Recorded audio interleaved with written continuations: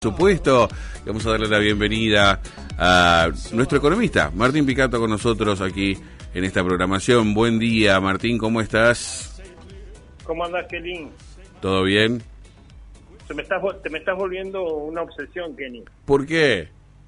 Bueno. Porque ahora me levanto y pongo tu programa a las 6:30. Qué bueno, sí me di cuenta, estaba dele chat usted con esta mañana. Yo respondía escuetamente porque claro, Estás al aire, no podés hacer... No. Conozco muy poca gente que pueda leer los chats de WhatsApp y al mismo tiempo hablar de otro tema respecto del que está leyendo, digamos. Así que no, más que entendible. Yo no lo podría hacer. Soy un vicioso, en realidad. Soy un tipo que no puede tener una sola pantalla, por ejemplo, enfrente. Me gusta trabajar. Si estoy viendo una película, seguramente estoy haciendo algo en el teléfono, así, tal cual. Pero bueno... Conozco quien mira una película y hace otras chanchadas también. Claro, no, pero no, en este caso no, Martín. Bueno, aclaramos por la duda, ¿viste? No sé si es mejor o peor, ¿viste? Que uno dice, aclara, no, mucho mejor. Oscurece, dicen algunos. Es un vicio saludable, dicen por ahí. Bueno, Martín, ¿y de qué querés hablar hoy? Contame un poco, porque la verdad que hay tantas cosas que hablar dentro del mundo de la economía, y hoy particularmente, bueno, ya hablamos algo en Ciudadagro, se siguió hablando después en el puente, ahora estamos con el tema del crédito en el sector privado, ¿no? De esto es a dónde querés hablar, de qué querés hablar justamente hoy, ¿no? Ayer recibí un informe de la Fundación Libertad y Progreso de Agustín Echevarne, Roberto Kachanowski, Alberto Venegas Lynch, bueno, todos los capos no de la blanca, sino de la economía, sí, en Buenos Aires, y me llamó la atención el número de la caída del crédito privado. Esto es información que la Fundación procesa, pero toma directamente del Banco Central de la República Argentina. No es una opinión de alguien que ve con algún sesgo algo malo, ¿no? Es información, datos puros y duros. Y pensaba también que la semana que viene está la publicación de la tasa de inflación del mes de febrero, que va a dar alrededor del 6%, y recordemos que el ministro Massa decía que hacia marzo o abril esperaba tener una tasa de inflación que arranque con 3, ¿se acuerdan? Sí.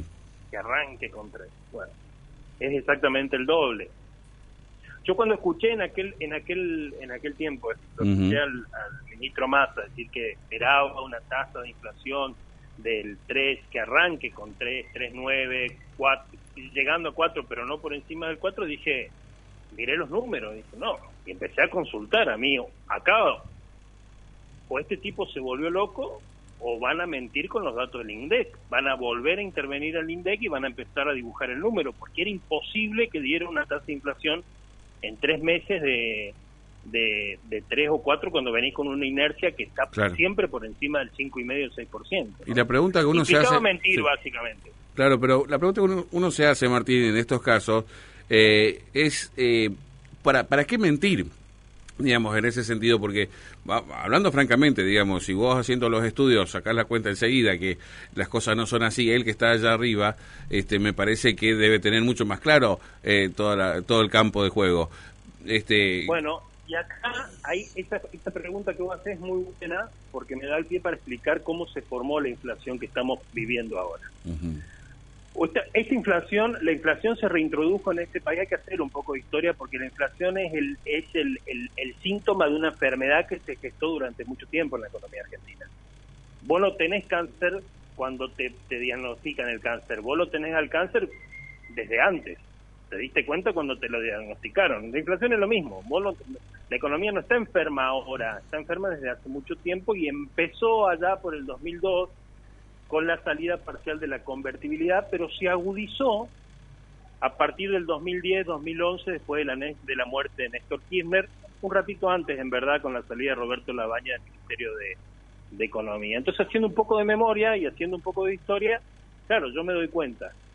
Néstor Kirchner no quería que la Cámpora existiera, ¿ustedes sabían eso? No.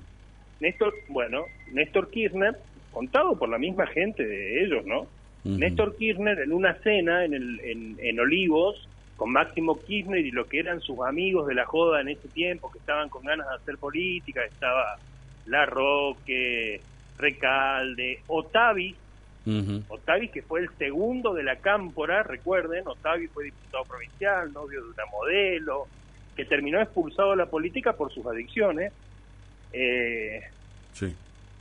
Cuando estuvieron en esa cena, Máximo le plantea al padre y a la madre, nosotros queremos armar la Cámpora para reivindicar a Perón, la vuelta de Perón con todo, y qué sé yo, ¿y qué le contesta Néstor Kirchner? Mira, hijo, todo muy lindo, pero primero estudiar. Ajá, mira. Primero estudiar. Bueno, ¿quiénes tienen las cajas más importantes hoy del país? La Cámpora. Sí, sí. Los aliados de la Cámpora. ¿Cómo estás, Martín? Sí.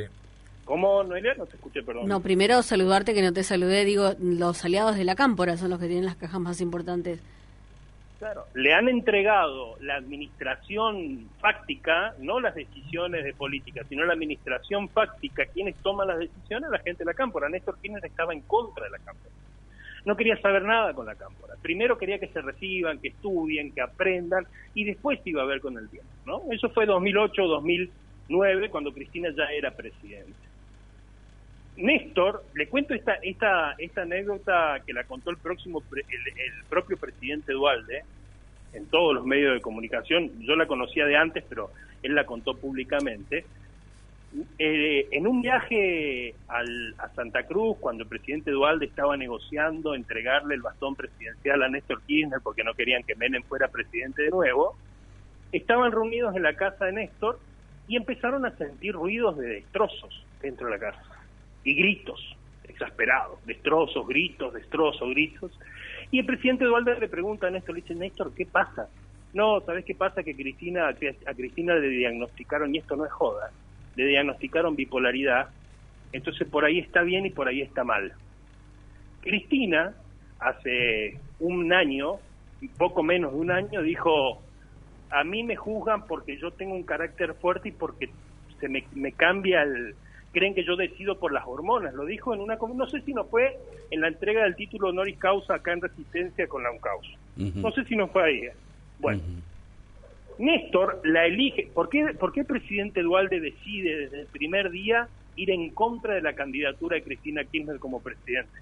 Recuerden esto es toda historia para que entiendan cómo nace la inflación. Fíjense hasta dónde tenemos que ir para entender.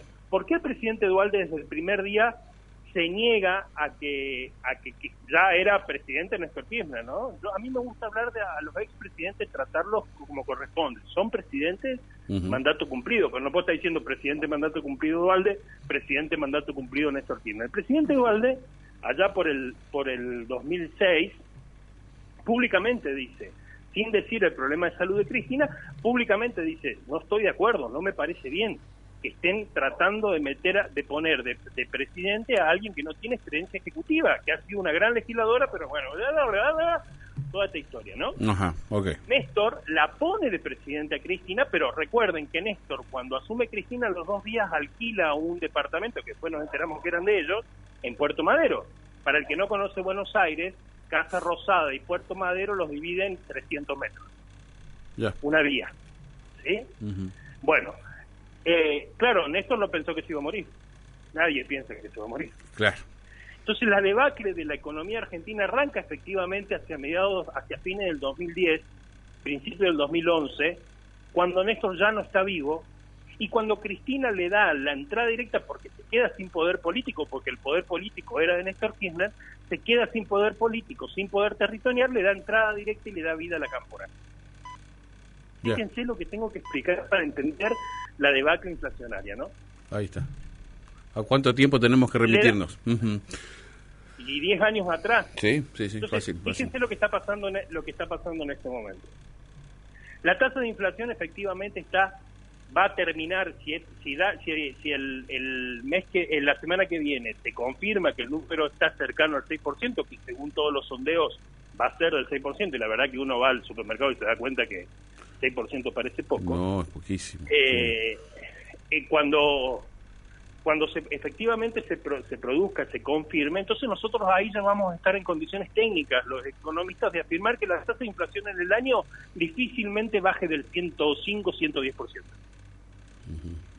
105, 110%. Hace 2 semanas decíamos que va a tocar el 100%. Ahora ya sabemos si efectivamente se confirma, repito, lo de la semana que viene, la tasa de inflación para todo el año 2023 va a sobrepasar el 110%.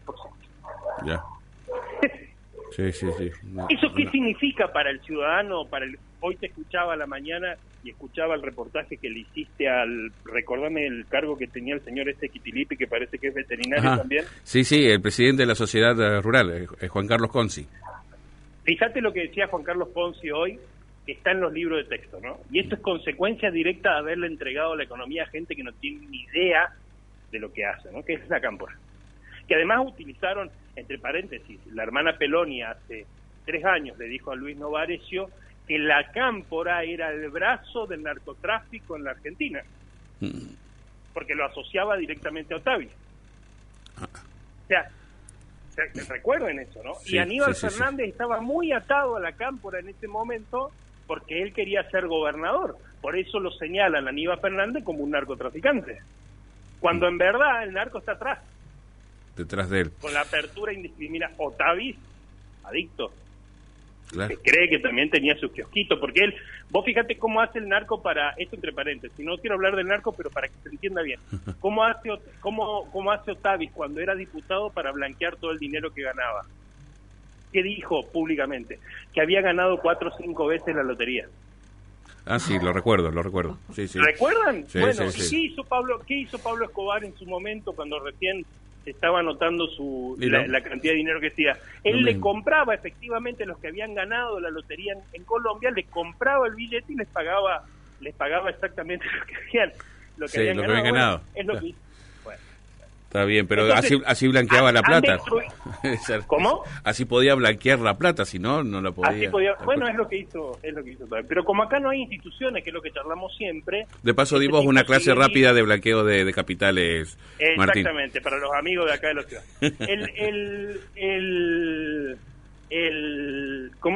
¿Cómo se digo?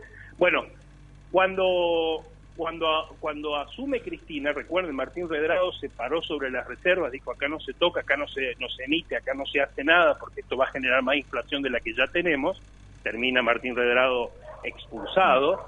Cuando Cristina da vía libre a la emisión es cuando efectivamente empezamos a tener esta inflación. Ahora, ¿cómo se produce la inflación? La inflación tiene una sola causa.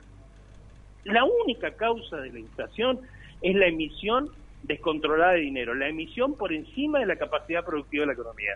Es la única causa. La emisión monetaria es la única causa por la cual se genera inflación. Ya lo explicamos muchas veces. Sí. Estados Unidos, Europa tienen inflación por haber emitido por la pandemia. No lo niegan. Dicen, nosotros, en su momento cuando emitían, decían, nosotros vamos a tener que pagar en algún momento esto de sostener la economía en plena pandemia con algo de inflación. Lo decían antes que se produzca la inflación. Hoy están llorando por un 7, 8, 10% de inflación. Nosotros vamos al 110. Para la gente de la calle, para el común, ¿qué significa esto? Para el intendente, para el gobernador, porque ellos no deciden la tasa de inflación. Esa información se viene dada. El primer efecto inmediato es que cae el crédito privado. Es el primer efecto inmediato. ¿Por qué? Martín, perdona la pregunta básica que te hago. ¿Qué es el crédito privado? Que vos uses la tarjeta de crédito. Eso. O que vaya Noelia al concesionario Toyota y pida un crédito prendario. Ok. Y que siga cayendo significa que cada vez más alto. A pedir un crédito y que vaya una empresa, una empresa a pedir un crédito a un banco para comprar una máquina. Ok, está. Y no, eso es crédito privado. Ok. Eso es crédito privado. O sea, le afecta a todos. O que uses la tarjeta de crédito para comprar mercadería y te cuentes con que la tasa de interés, en vez de ser del 6,7, es del 150%. Y que siga cayendo. Esa es la caída de... Claro, ahí está. Y que siga cayendo significa que la gente cada vez depende menos de este crédito o que busca menos este crédito. Que le encuentra menos crédito para la gente honesta, la gente laburadora encuentra menos crédito para poder sobrevivir en un entorno inflacionario. Sí, señor. Y vos, Kenny, la guita te alcanza menos. Si en vez de llegar a fin de mes llegás al 18 o al 20, ¿qué haces? El que tiene una tarjeta de crédito sale desesperado al supermercado a comprar con la tarjeta. Tal cual. Sí, contame a mí que soy monotributista y que para acceder a un crédito tengo que más o menos, no sé, convencer a la presidenta, más o menos. Una cosa así, digamos, no hay crédito.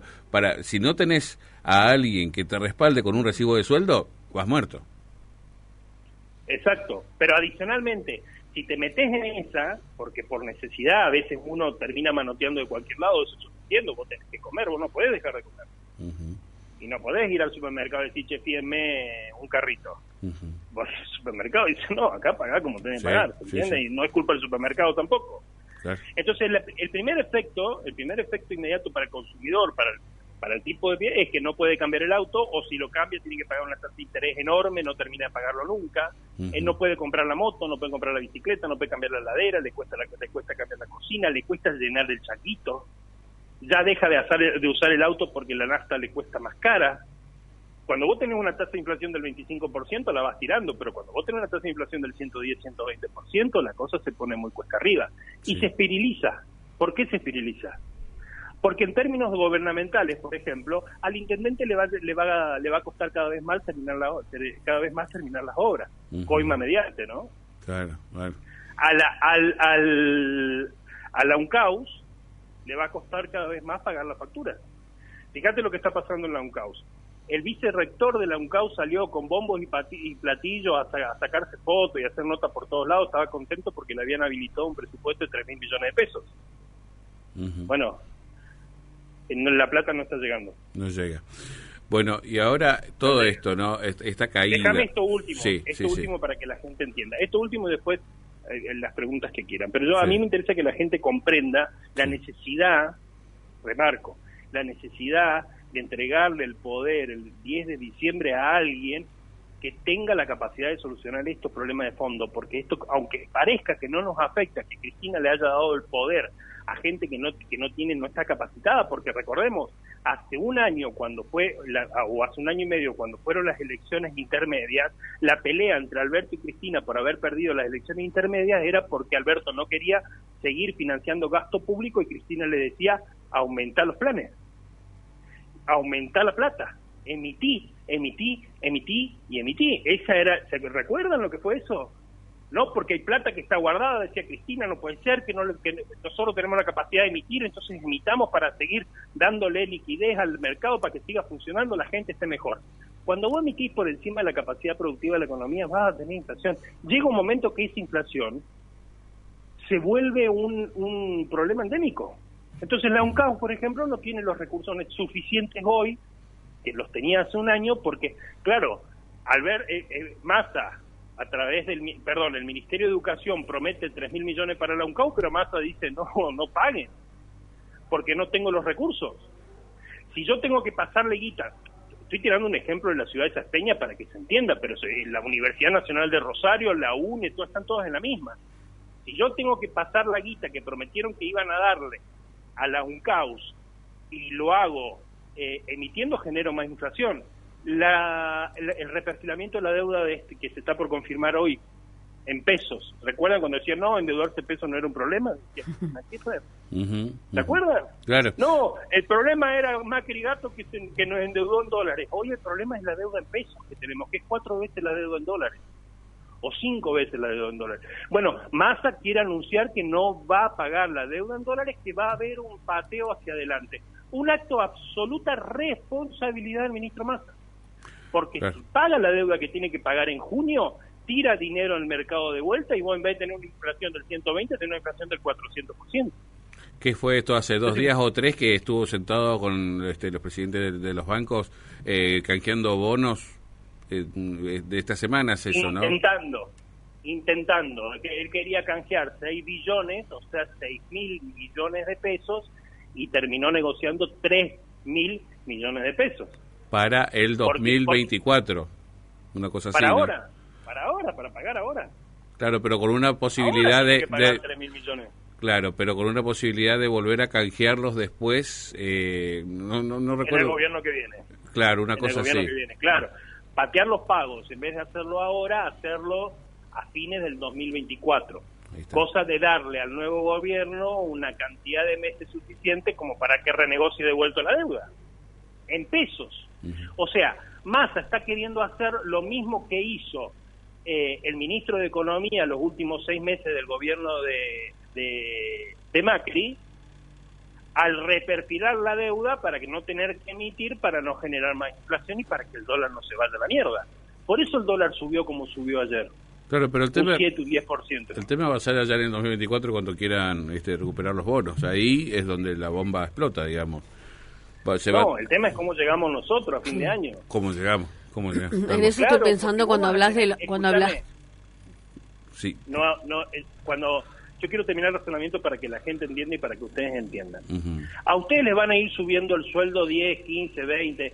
En el acto el intendente Bruno Cipollini, en el acto de apertura de las sesiones ordinarias del Consejo, sí, en el cual estuve un rato porque si no ya me estaba durmiendo, cabeceada, me tuve que ir.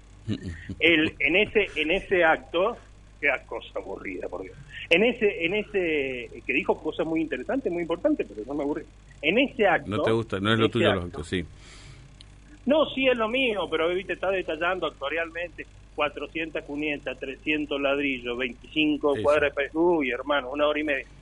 Bueno, que está bien, esto es una crítica constructiva. El intendente está para decir hacia dónde vamos, ¿no? Claro. La gente que camina por la Avenida 2 ya sabe lo que hizo. No son pocas las obras que se hicieron acá, eso es cierto, y se siguen haciendo. Yo recién vengo de caminar de la Avenida 2 y 33, están pavimentando una parte de la Avenida 2 hacia la... Sí, hay que destacar. 35. Hay que destacar se están haciendo obras, no estoy diciendo que no. Bueno, pero en ese acto, el intendente Bruno Cipollini, ¿qué dijo? Que habían otorgado un aumento del 20% a los empleados municipales. Claro. Si vos el primer trimestre tenés un aumento de la tasa de inflación por encima del 20%, ese aumento que le dio el intendente llega tarde. ¿Se entiende? No te alcanza la plata. Y eso es lo que te decía a vos hoy a las 6:30 de la mañana, ya me olvidé de vuelta. Juan Carlos Conce, sí, presidente de la Sociedad Rural Juan de Carlos, lo que pasa es que yo tengo variables en la cabeza, me cuestan los apellidos. Perdón, mil disculpas.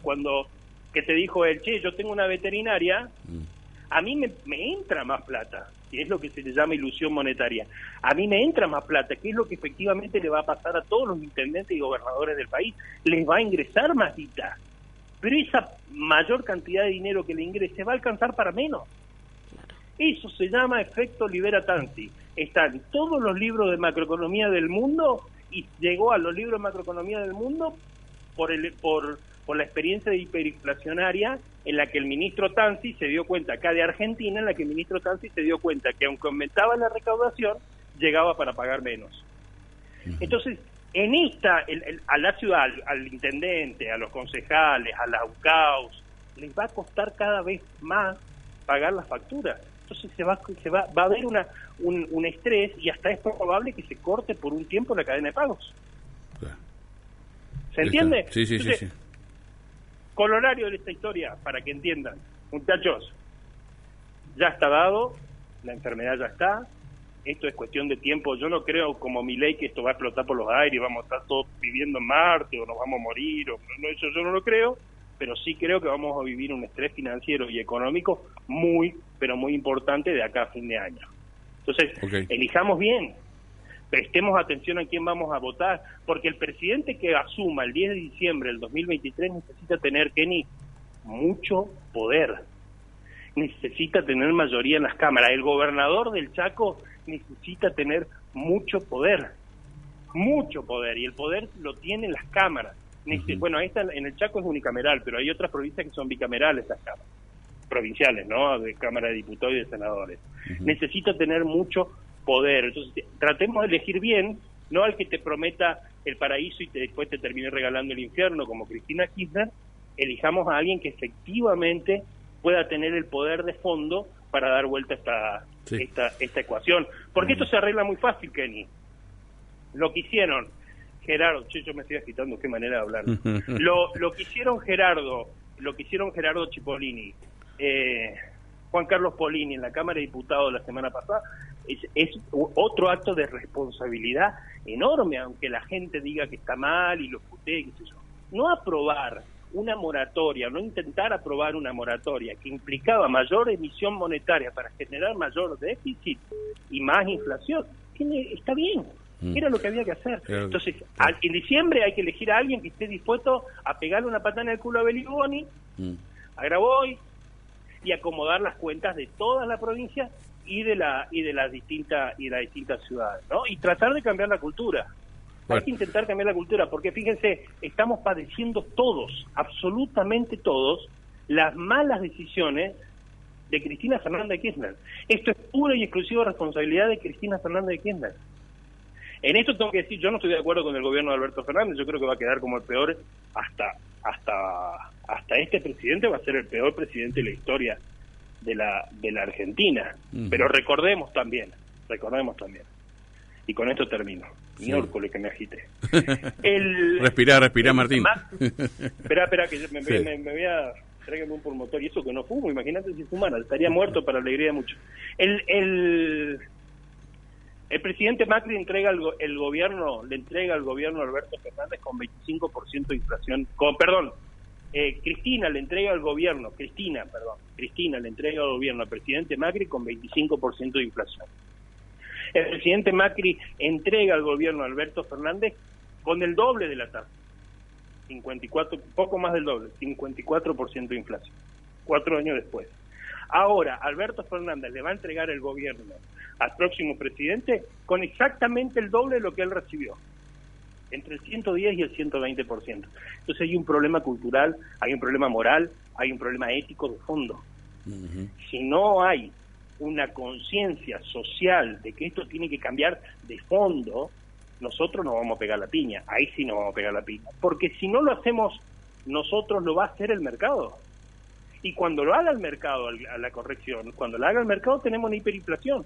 Entonces estamos a tiempo de evitar la hiperinflación, pero para eso tenemos que aprender de estos temas y tenemos que darle poder al que efectivamente promete hacer las cosas que hay que hacer, decir la verdad, hay que decir la verdad, muchachos.